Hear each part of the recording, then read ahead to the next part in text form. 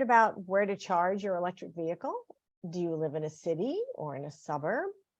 Increasing access to charging is what many automakers and the federal government, by the way, all the federal governments in Europe and the US, have been working on. The infrastructure bill signed in early 22 by President Biden has a lot of money for charging stations, and there's some in the new Inflation Reduction Act as well, and also there, as well as financial incentives to buy electric vehicles.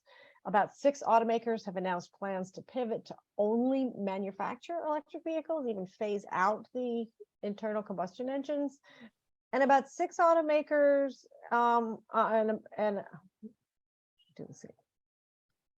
About 6 automakers have announced plans to pivot to only manufacture electric vehicles by about 2035. And dozens of new EVs are coming onto the market even over the next 2 years. When city people buy all those electric vehicles, they're going to need charging, and they're going to need it near their home. And where are they going to do it? People in my building who can't find charging, and I'm in the DC area. Today, we're going to explore an innovative new charging concept that could maybe help address this challenge. So pull up a chair and listen up. Welcome to Electric Ladies Podcast. We bring you insights and tips from remarkably innovative women about corporate responsibility, energy, and sustainability related issues. I'm your host, Joan Michelson. We talk about innovation, leadership, technologies, and careers, always bringing a new perspective. Find us anywhere you like to listen to podcasts, on our website, electricladiespodcast.com, and through my Forbes blog as well. And please give us a 5-star review and pass it on to your friends. We give career advice at the end of every interview, so stay tuned for that. And if you are struggling with your own career, please reach out to us on Twitter or LinkedIn at Joan Michelson. We can help you. We want you to thrive. Sales of electric vehicles are growing fast. They are doubling like every year. Though they're still only about 8% of total car sales, they are growing exponentially. Do you drive one? Are you thinking of buying one? Are you concerned about where to charge it? Let's get real. Your next car, or the car after that, is very, very likely to be electric, mostly because you may not even have a choice, frankly. It may be the only ones available on the market. So where are you going to charge it? Full disclosure, I love this stuff. I worked in the electric car business myself when I led the communications and co-led the sales and marketing of the electric car division of Chrysler, called Global Electric Motor Cars. So I am biased towards electric vehicles. Good to know where people stand. So where are you going to charge it? Let's find out about this new innovative charging option, especially for city folks like me.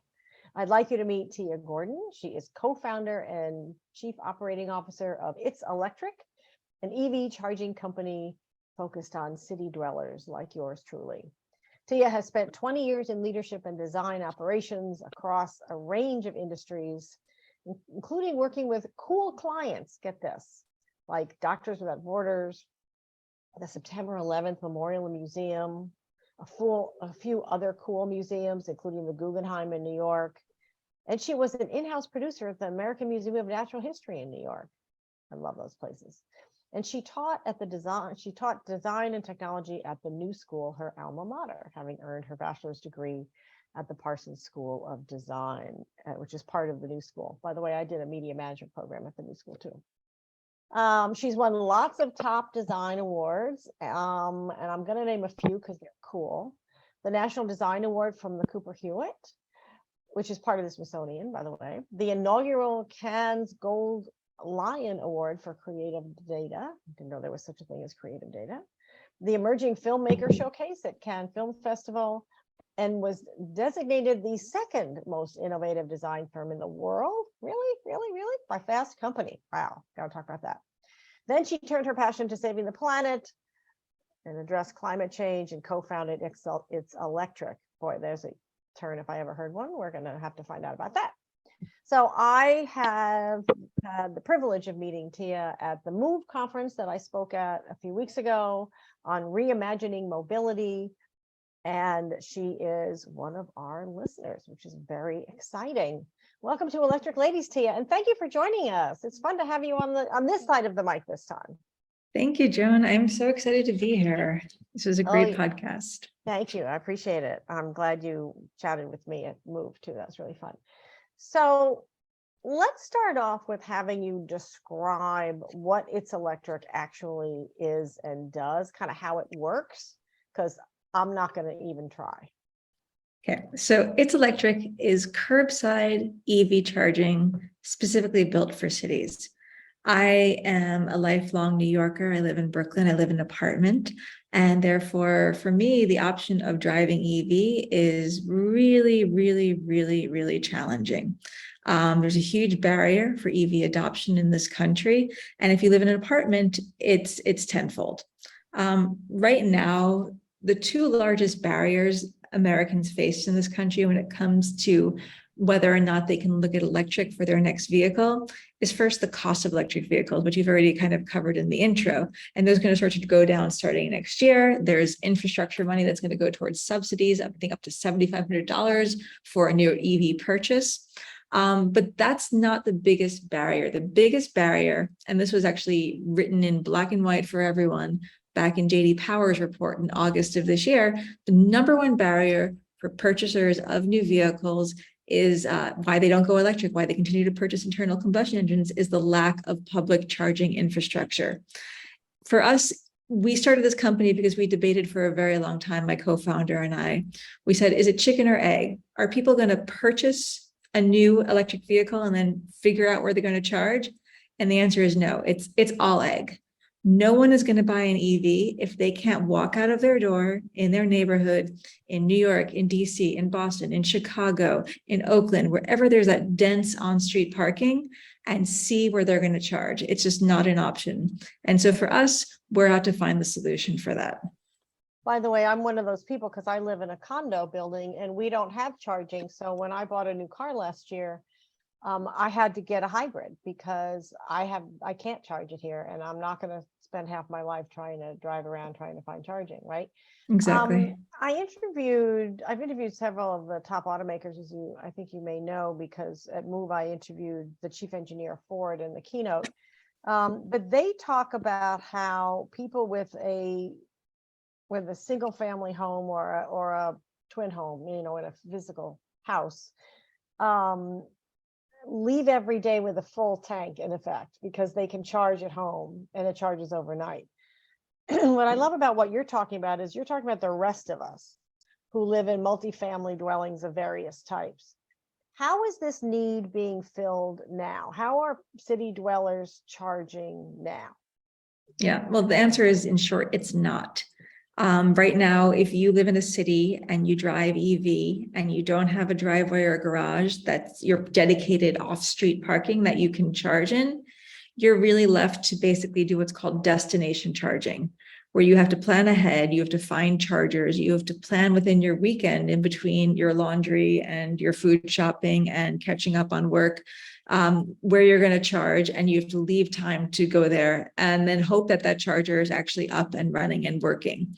So it's a bit of a nightmare. And so city dwellers need to have that same convenience that people who live in more suburban areas have, where they drive home at the end of the day, they plug in their vehicle, they go inside, they make dinner, they wake up, and like you said, it's a full tank, they're fully charged. We want to give them that same opportunity by being able to charge where they park, because we're talking about people like me, people like you that park on street. And so for us, it's that distributed level 2 charging network that we already see as super successful in the EU, in the UK, in Northern Europe. We already know that this model works. The reason why it's so slow to come to the US is we can talk about politics aside, but it's the fact that we don't have that infrastructure electrically already in ground. For example, in New York City, all of the utility feeds, our street lamps, our street lights and our light posts, those are all running at 120 volts, which is not enough power to then convert these to 240, which is your level 2 charge. In Europe, their utilities run in most of their municipalities at 240. It's a fluke, but hey, it really worked to their advantage. So in the city right now, for example, New York City, they have the goal of having 10,000 level 2 chargers installed by 2030. They currently have 100 installed, which means that they need to get 30 in the ground every week to make that target. And as much as I love New York City and I love the agencies that are working so hard, the DOT is working so hard to get this done, they have tremendous barriers, and those barriers are time and cost. So my co-founder and I said, there's got to be a solution. There's got to be a workaround. How do we do this? And it came to us that the electricity that's in the buildings that we live in, that are in the apartment that I'm recording from right now, we already have the capacity to run a 240 volt appliance, which is like an electric dryer or an electric range. And a level 2 charger is also 240 volt. So why can't we just make the buildings the source of the energy instead of having to put in all this new infrastructure on street?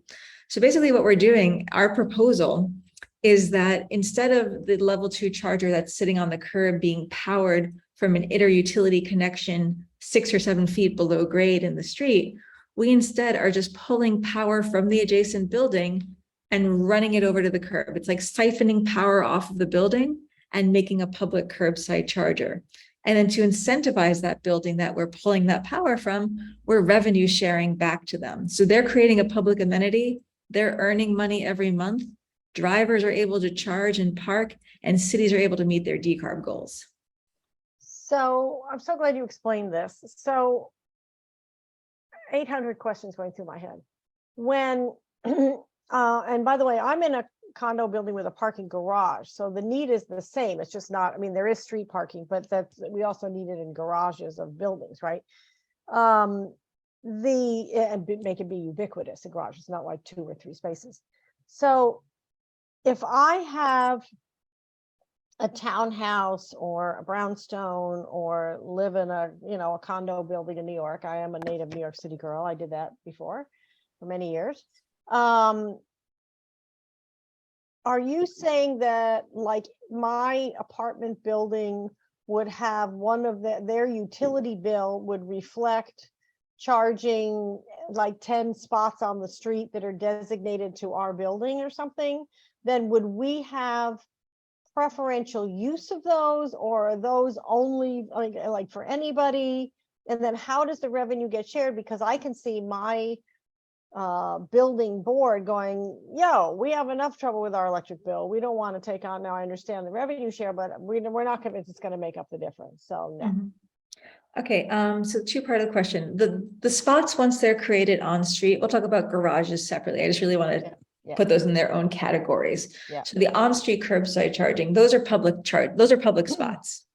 They can't be reserved in cities like New York. In other cities, there's permitted parking, and you can start to explore that in cities like Boston or San Francisco or Philadelphia. But in cities like New York, it's public parking, it's on street. So it's really a public amenity. I mean, there'll be definitely this weird little loophole for a few years where if you drive EV before everybody else does, you'll basically get a dedicated spot on your block every week. So that's a nice, little loophole to have, but that's not the intention. The intention is to have these public charging spots on every block.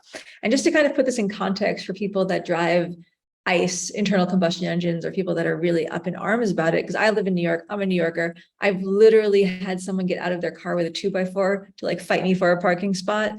Wow. So like, I know the score, and I know what's up. And so the answer is no, we're not taking away your internal combustion parking spots, right? Even when we're at like mass adoption, when over 40% of the cars on road are electric, New York City has the stated goal of having 1 EV charging spot for every 10 electric vehicles on the road. So on an average city block, you're not looking at like a domino row as far as the eye can see of dedicated EV charging spots. And then there's no place for the internal combustion cars to park. That is not what's happening. We're talking about 5 spots per city block is what it more or less shakes out to. Okay. But, looking at what happened following COVID in New York City, where on-street dining went onto the street, something that no one ever thought would happen. And they're still there. The outdoor dining shacks still exist. We've lost some parking spots, but it was a benefit for the community. It was a benefit for the restaurants. It kept the community alive. It kept the restaurants alive. And we learned to live with those fewer parking spots. Yeah, we have And that in DC and in Alexandria, Virginia. All kinds of places have that now. They've just blocked off entire blocks for parking now. I mean, for yeah, outdoor sitting.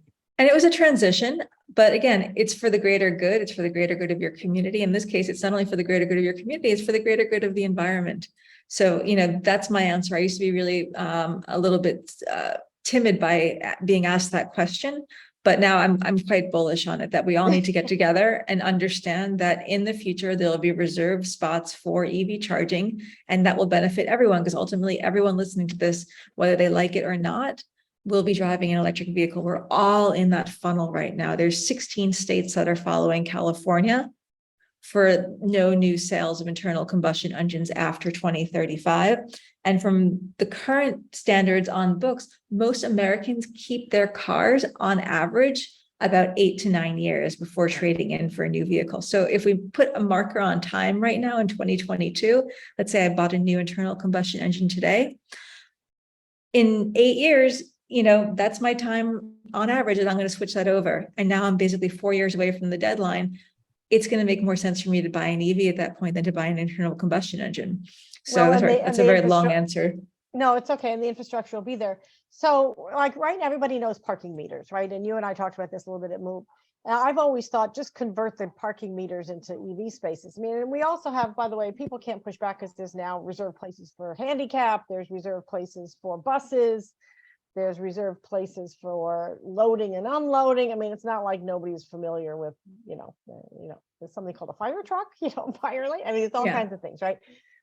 So why not just convert a parking meter, or maybe that's what you're doing, into it? I don't understand how the actual system works. So you've got it's a two-part thing. A, why not use a parking meter? But B, explain how it actually works.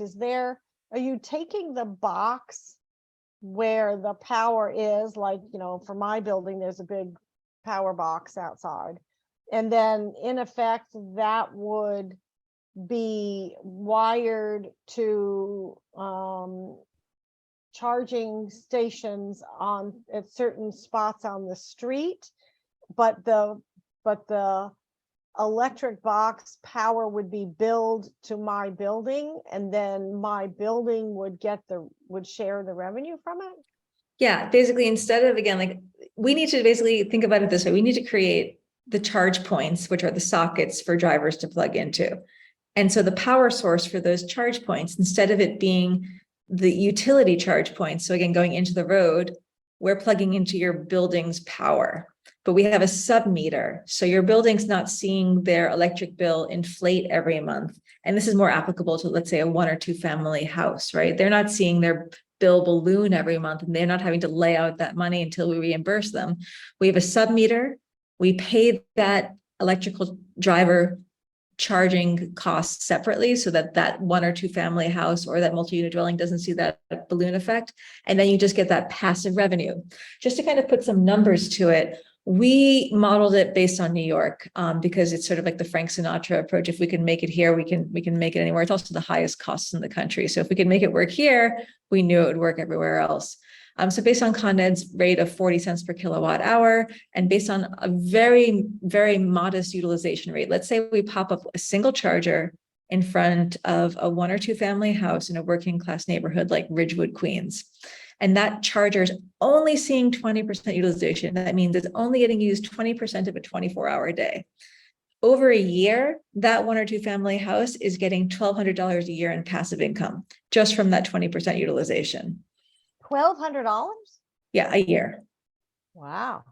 So that's a big deal. That's offsetting a good portion of a family's annual electric bill. It's not the whole thing, depending on how much electricity they use, especially air conditioning in the summer. But it's a significant offset. If you imagine the average monthly electric bill in New York is around $110, $120.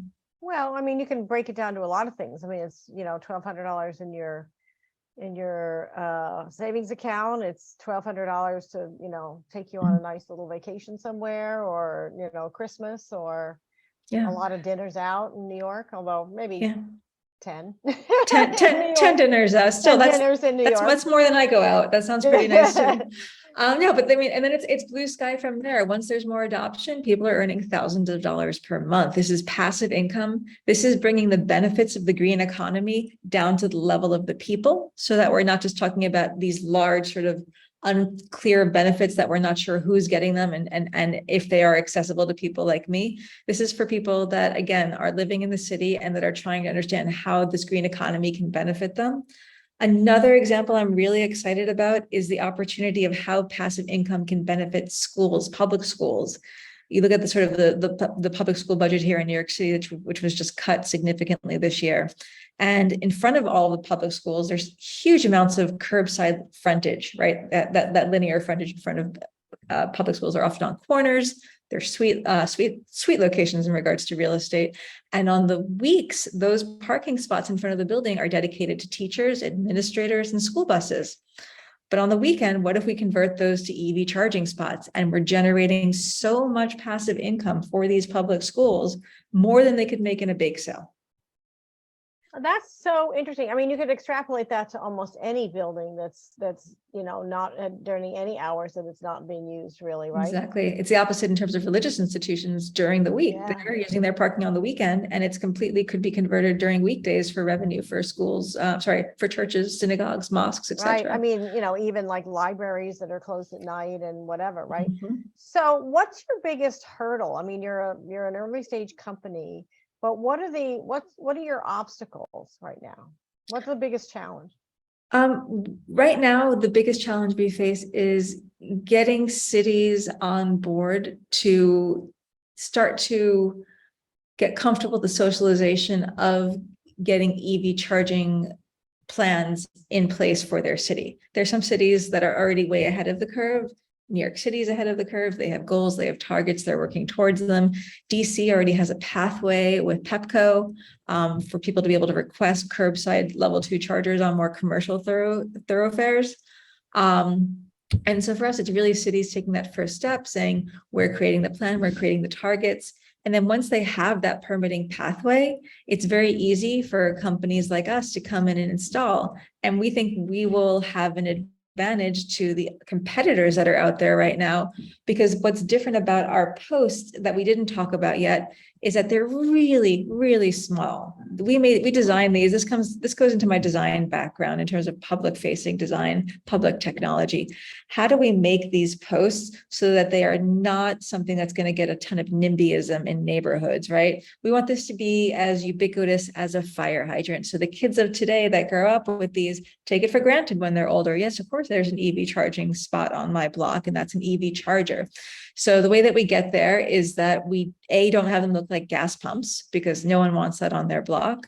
B, we have a detachable cord. The cord goes in the car with the driver when they're done charging, so it's not laying on the street and creating sort of visual detritus.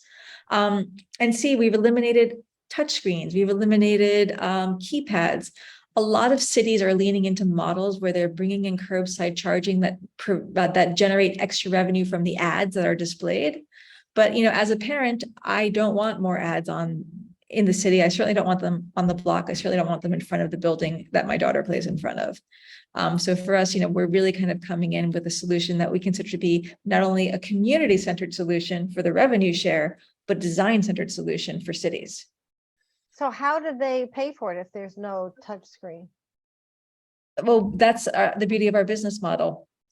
We've been able to design these so simply that they can be produced at a fraction of the cost of the other chargers that are out there when we're producing at scale. So we're free to cities, we are free to building owners, and we earn revenue from those charge events.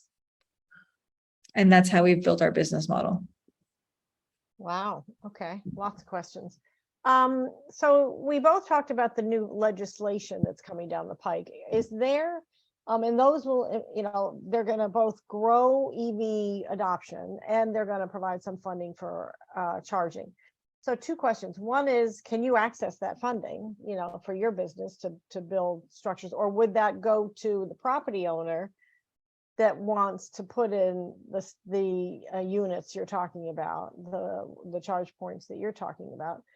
And two, kind of what's your take on it? Do you think that federal legislation is helpful? Yes, it's definitely helpful. The day that Manchin caved in and there was the New York Times headline that the climate bill is being passed, the sun came out, the birds were chirping. It was a fantastic day. And the fact that, from the Inflation Reduction Act, we have this amazing program called NEVI, which is the National Electric Vehicle Infrastructure Program. And each state submitted funding requests that are for NEVI. And NEVI has this really great component where it's tied to Justice 40, which means that 40% of federal funding has to be dedicated to under-resourced or underserved areas.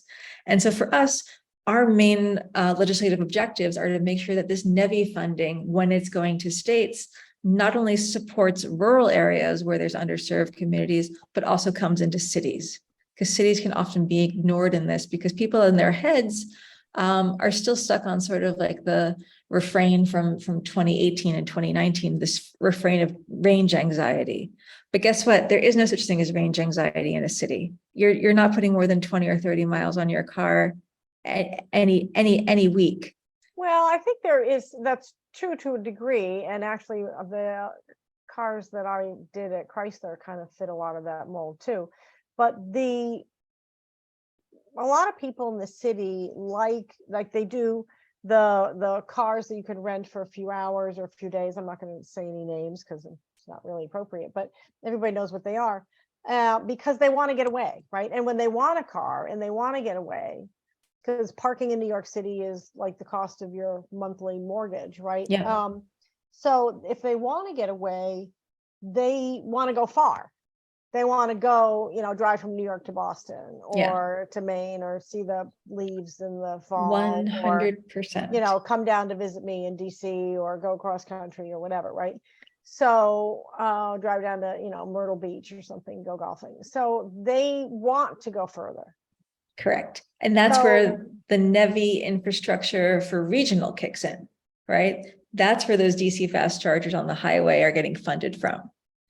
So your point, which is a really good one, is that every area needs a different type of EV charging because they have different use cases and they have different architecture, their urban planning, their urban design, and even if it's not urban, I mean, whatever the design is of the area is going to be different. I mean, I lived in Fargo, right? So I lived in 8 states, but I lived in extreme hot and extreme cold. So in my house in Las Vegas, I could have charged it in the house. I could have charged in a house that I had in Fargo too, but you were inherently driving further and it's more rural, right? Which begs the question, how, and I don't know if you've tested your system yet in this regard, but how would they work in extreme hot and extreme cold? I mean, I lived in 120-degry weather and I lived in 40 below zero. Yeah, no, our units have been tested for all weather. So when they're manufactured, I also want to point out that we're very committed to the Buy America, Build America component of NEVI, of the Inflation Reduction Act. And so, our units are manufactured locally here in the United States, in Connecticut, and they are temperature tested. They're put in chambers that can endure extreme heat, extreme cold. So that's not a concern. But your first point is right on the nose, in terms of the fact that it's not a one-size-fit-all solution. We don't need DC fast chargers in every single location, because it's not sustainable and it's not the need that's often being served. When I was at Move with you, I was on a panel that was discussing level 2 versus level 3 for cities. And, I'll requote what I said there, which was one of my favorite writers in terms of this new term that I've learned. It's called cli-fi, which is climate science fiction. Kim Stanley Robinson, right? Yeah, I heard him speak at COP26. He was great. Yeah, so Ministry of the Future, etc. So he writes of this notion that one of the leading causes of climate disaster and climate apocalypse is what's called hyperconsumption versus adequacy, right? Like, do we need, to be able to charge our cars in the city on demand and go from 0% battery to 100% battery across a population of 5 million? No, we don't. You know what I mean? Like, sometimes my phone's at 100. Most of the time, it's hovering around 70 or 80, and it's fine. And that's where we're going to need to be. Like, it's all of the steps we need to take collectively as a society to reduce our needs of energy. It's being okay with not having 100% battery, and it's also very actually bad for the battery to have that constant DC fast charge. It wears it down. The AC charge, the overnight charge, the level 2 charge is the sustainable method. So you would be able to do that in Fargo when you charge in your garage overnight. You'd be able to do that in Vegas when you charge in your car overnight. And with our process and with our product, you'll be able to do that in DC and San Francisco and Boston and New York, because you're going to get that level 2 curbside charger. You're not going to plug in every night because you're not going to need to. You're going to rotate with other drivers the same way you rotate for alternate side of the street of the parking and all the other, crazy things that we do as city dwellers as well. Well, and also as you don't go to a gas station every morning either. No, exactly. That's a great point. People are like, my tank's not full. I'm going to go fill it up every morning. Exactly. That's a great analogy. I've never thought of that before. Yeah. So, it's so interesting, and I love your passion for this. It really goes back to urban planning, So I want to ask you a couple quick questions and then get some career advice from you for everybody. But sure. At Move, I spoke at Move, you spoke at Move. It was still predominantly male. I've spoken a lot at the Women's Automotive Network Summit. I actually hosted it this year and met all these amazing women in the auto sector from all over the world, literally. I think I had every continent on my panels by the end of the day. And yet there are so few. We were a minority at Move. We were a bigger minority than in the past, but there isn't a lot of diversity still in the auto sector. So what do you think? You're so interesting because you haven't been in this industry, like you're new. So how do we get more Tiyas into the auto sector and see the opportunity? Because there's so many opportunities here with the green economy to make a difference and transform, because transportation is 40% of CO2 on this planet. So you can make a huge difference if you can transform it. And it's a lot of cool people, a lot of really down to earth people doing really cool stuff from design to engineering, etc. So how do we get more women into the industry? I hate to say it, but women are definitely drawing the short straw in a lot of this. Also not only from a woman that's trying to move from a previously male-dominated industry of technology into a new male-dominated industry of transportation, but I'm also a female founder. And so women who are founding companies only get 3% of the venture capital that's out there, despite the fact that women-led ventures outperform others that are led by men. By the way, it's 2.3%. Oh, pardon me. God. Okay. I was rounding up. Worse. It's even worse. It's even worse. Yeah.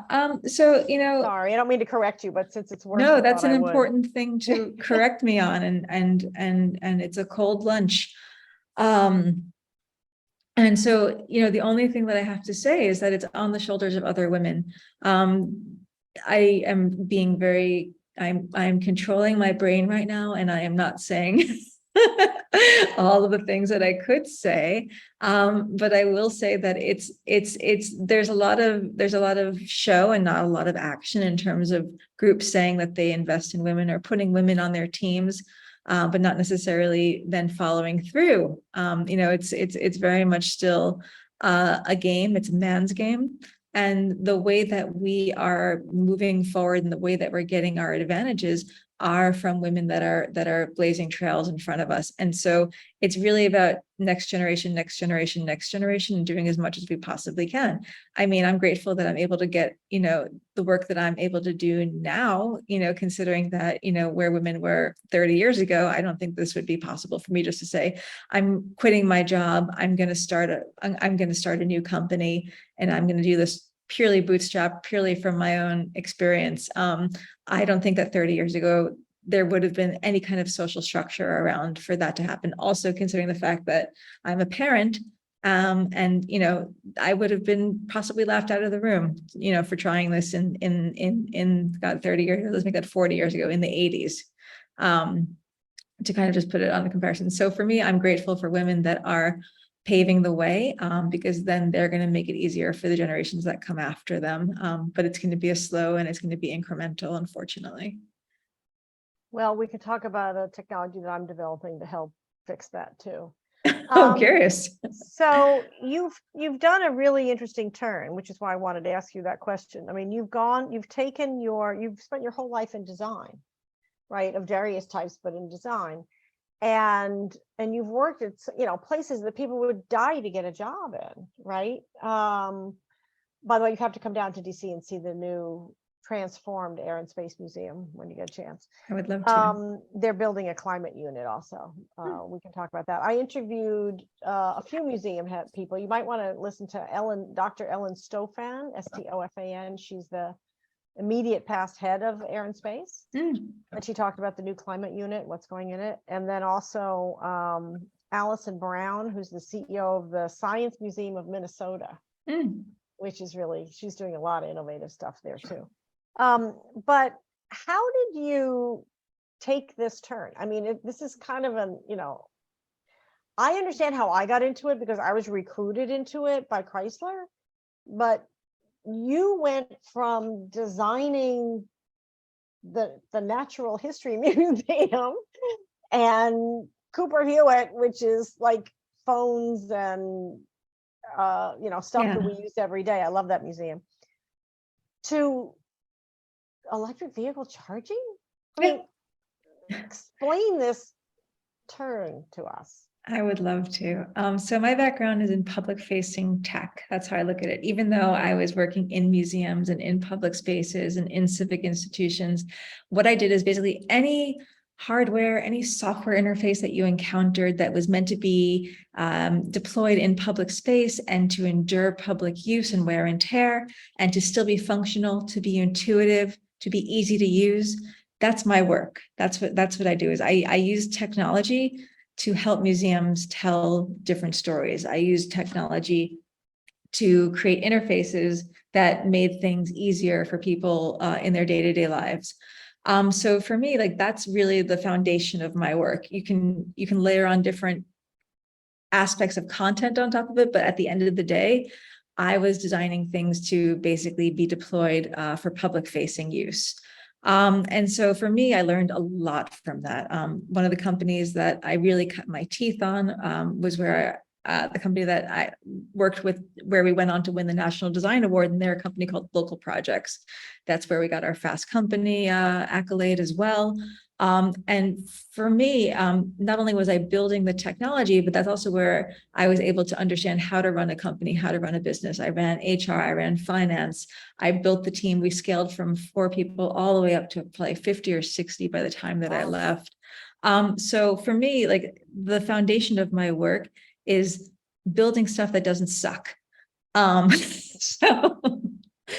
And so when the pandemic hit and I was able to, basically stare out my window for a good amount of time during the day, when not homeschooling or working remotely, I started to think about,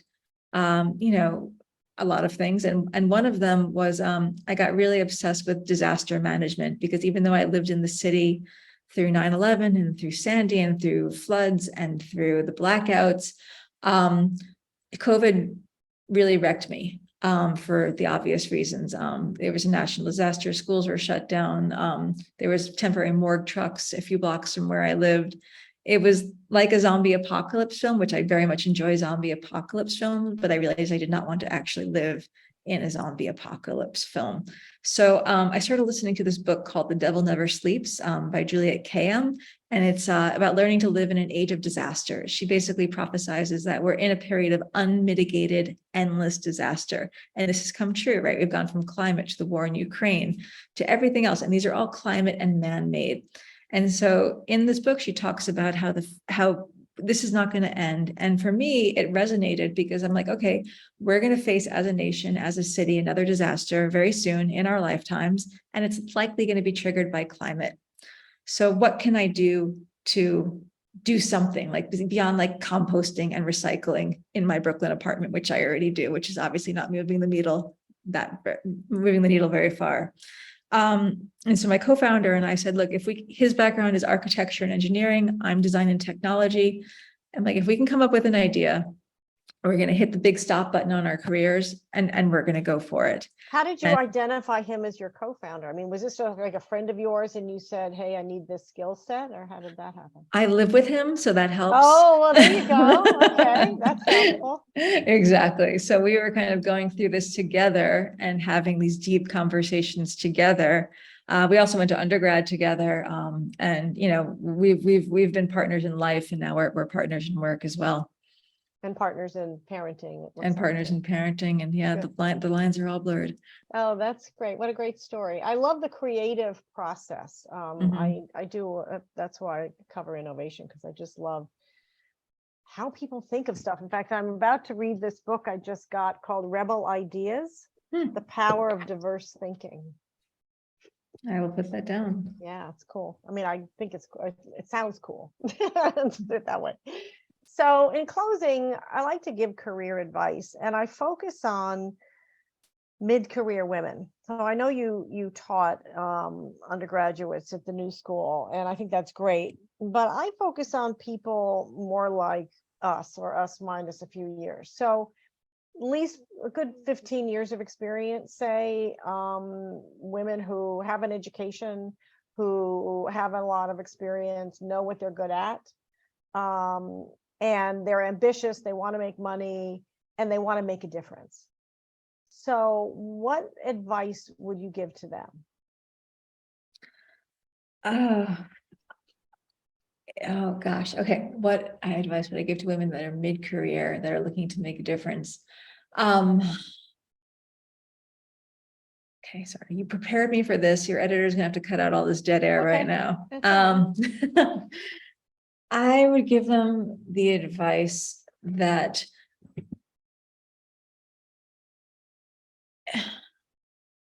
it's really hard to change companies that are deeply ingrained in process and that are very large and very slow moving.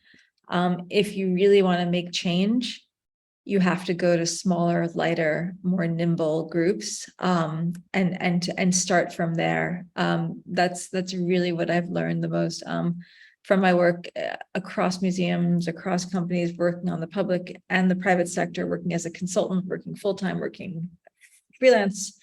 That's my main observation, that as much as there are goals, there are ESG goals that are outlined, to actually make them happen requires a lighter and nimbler execution, which is often it's often impossible once the companies are burdened by time and boards and revenue.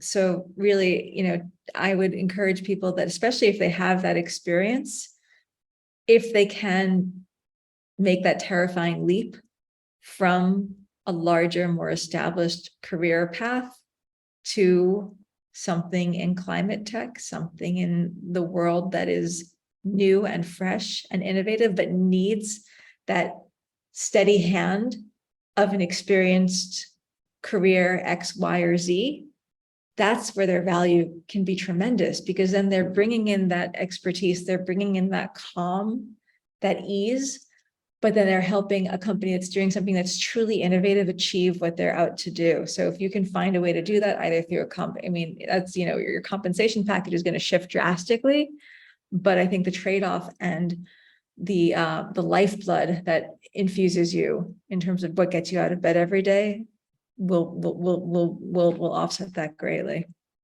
Oh, that's wonderful.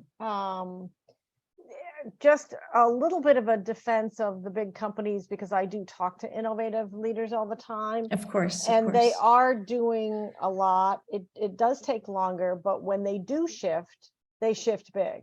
Yes. I mean, Mary Barra announcing that they're going to phase out, 117 or something like that year old company with all of the infrastructure that goes with that, all the systems, all the manufacturing plants, et cetera, around the world, that they're going to pivot and change their products within, 15 years is just insane, right? And they're doing it, and by the way, it's an interesting story. You might listen to it because they Telva Magruder, who's their chief diversity officer and she's an engineer and been there for 28, 29 years. She headed up their global facilities. And she talked about how closing for COVID and pivoting to manufacture ventilators to help fill the need for people helped them speed up innovation in their manufacturing process writ large, and enabled them to bring the EV Hummer to market like years faster than they had originally planned. Oh, that's a great story. And yeah, no, much respect to women, especially those working in the highest possible levels to affect change. So that's absolutely a possibility as well, if you're high enough up the ladder to make those moves and to make those remedies, and it's amazing. Well, and I do find, I know I'm biased and you are too, but I do find that women do this more than men do. I'm just saying. Yeah, separate podcast. Yeah, exactly. Right, exactly. Separate podcast. So thank you so much, Tiya. Any final thoughts before I let you get back to your evening?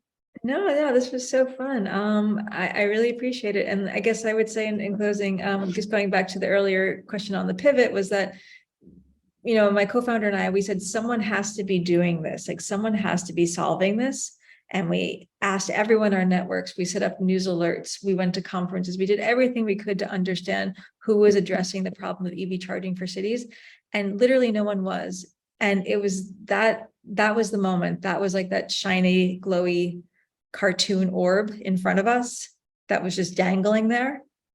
And that's when we jumped and we did it, because we said, if no one else is doing this, then we can be the ones to do it. Have we ever worked in EV charging before? No, but it's a brand new industry and it's a Wild West, and we're all here to solve the problems together. And I think that we're going to do it. Exactly. And you bring a whole new perspective. I mean, my boss at Chrysler, I had never worked in the car business before. And he said, that's why you were so successful. Yeah. Because you didn't come in with the, this is how we've always done it kind of vibe, Yes, exactly. So yeah, here to that, girl. So Awesome. Thank you so much, Tiya Gordon of It's Electric, fellow female entrepreneur changing the world. Thank you, Thanks. Joan. You're welcome. Thanks for joining us on Electric Ladies Podcast. Thrilled to be here. Good night. Thank you. Good night. So what would get you to buy an electric vehicle if you don't have one already? Are you looking for charging? Are you in a city? Tell us on Twitter at Joan Michelson, and you might win a complimentary 30-minute coaching session with me through our drawing. And please subscribe to our mailing list to stay abreast of our talented, amazing guests like Tiya, our blogs and career advice. And you can subscribe on our website at electricladiespodcast.com and give us your comments and feedback. We are listening. I'm Joan Michelson. Thank you for joining us.